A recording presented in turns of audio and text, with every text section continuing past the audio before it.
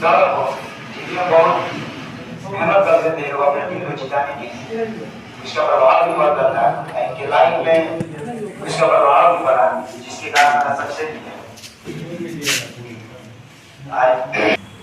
और उस सादे कागज पे रंगोली बनाना होता है, और ऐसा रंगोली जो आपके परिश्रम के बल पर बनता है। कुछ लोग होते हैं, जब आप किसी भी कोचिंग या संस्था में जाएंगे तो व्यक्ति ये नहीं है, लेकिन सोच दो तरह की हो जाता है। एक तो व्यवसायों को देखने लगता है व्यक्ति, क्या व्यवस्था है, ऐसा नहीं होना चाहिए, ऐसा होना चाहिए, ये काम इस तरह होता तो बेहतर होता है, इस तरह की सोचने में टाइम व्यर्थ कर लेता है। कुछ व्यक्ति ऐसा होता है कि अपनी मजबूरियों को सामने रख करके पढ़ाई में पढ़ाई करने लगता है, जिससे सफलता में थोड़ा सा बाधा आ सकता है या देर हो सकता है। अब कुछ व्यक्ति ऐसे होते हैं कि कोचिंग या संस्था जाने से पहले विचार करते हैं, विचार करने के बाद जो कोई भी कोचिंग हो उसमें जाने के बाद अपने आप को समर्पण कर देते हैं और सोचते हैं, वो कहते हैं कि जो सर जो बात कहेंगे हम भी वही बात कहेंगे, यदि सर दिन को रात कहेंगे तो हम भी दिन को रात। आत्मसमर्पण के साथ जब बच्चा किसी भी संस्था में जाता है तो एक टीचर का भी दायित्व बन जाता है, जिम्मेदारी बन जाता है कि कोई भी कार्य ईमानदारी से करें। जो कि आप लोग देखे भी होंगे, आप लोग के लिए हम लोग बहुत मेहनत करते हैं।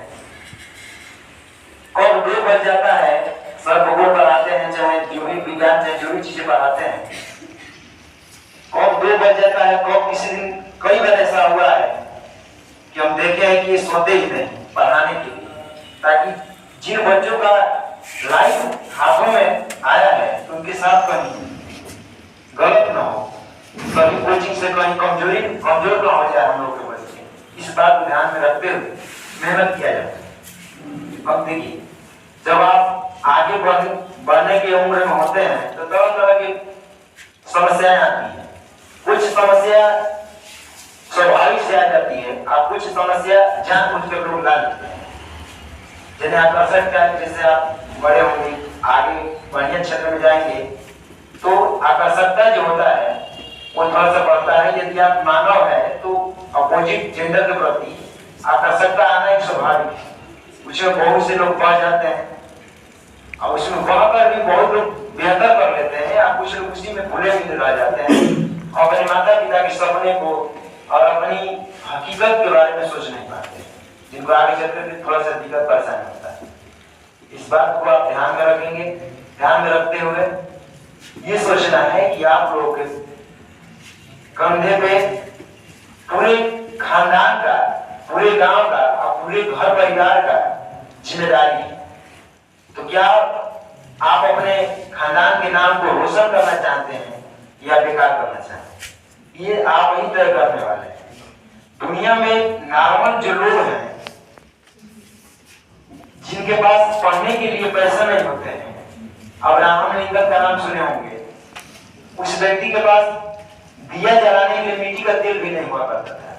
जब उसकी माँ खाना बनाती थी तो जो चूल्हे के पास आग निकलता है उसकी रोशनी में पढ़ करके और ऐसा व्यक्ति अमेरिका का राष्ट्रपति बन सकता है, तो आप भी ऐसा कर सकते हैं। बस एक सोच होना चाहिए कि हमें कुछ करना है, दिल में आग रहना चाहिए। जिसके पास इस तरह की भावना आती है, सोच इस तरह का रखता है, वो जरूर आगे बढ़ता है। सभी लोग तो चाहते हैं कि हम क्लास में बेस्ट करें, पाना तो सब कुछ चाहते हैं, करना कुछ नहीं चाहते हैं, हो जाता है कुछ और। कहने का मतलब यह है कि यदि आप जिस चीज की तरफ अग्रसर हो रहे हैं, पाने के लिए उत्सुक है, तो उसमें मेहनत भी करना है, क्या है आपकी जिम्मेदारी। और एक बार जीवन में मेहनत करना ही पड़ेगा, चाहे कंपटीशन के शुरुआती दौर में कर लीजिए या लास्ट दौर में कर लीजिए, एक बार करना पड़ेगा, निश्चित रूप से करना पड़ेगा।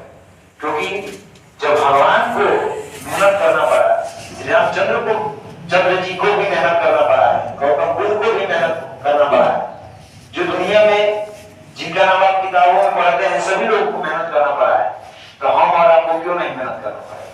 तो कभी भी मेहनत से पीछे मत हटिए।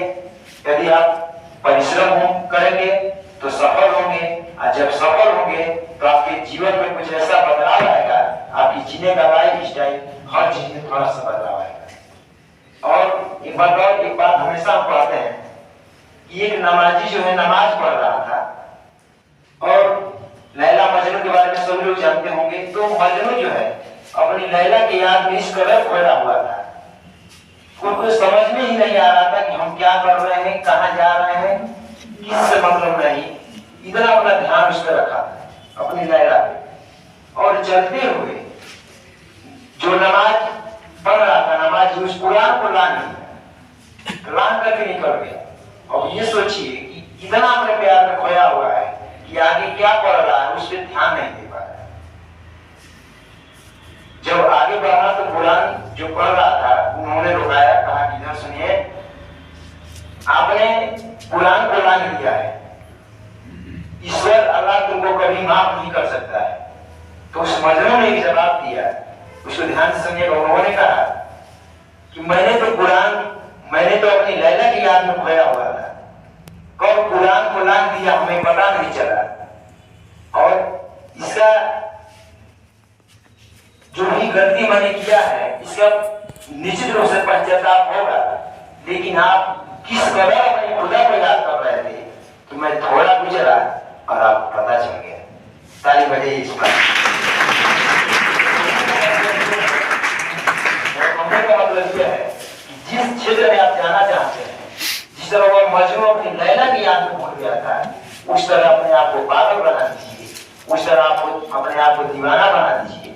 और एक बार पागल बनना ही पड़ेगा। पागल का मतलब ही होता है, पा का मतलब होता है पाने के लिए, ग का मतलब हमेशा गतिशील हो, और ल का मतलब लक्ष्य, यानी कि अपने लक्ष्य को पाने के लिए जो हमेशा गतिशील हो, दूसरे की बातों को ध्यान न दे। गांव समाज में जहां असफल हो गए, वो तरह तरह की आपको बातों को कम करके आपको डिमोटिवेट करने का काम करेंगे।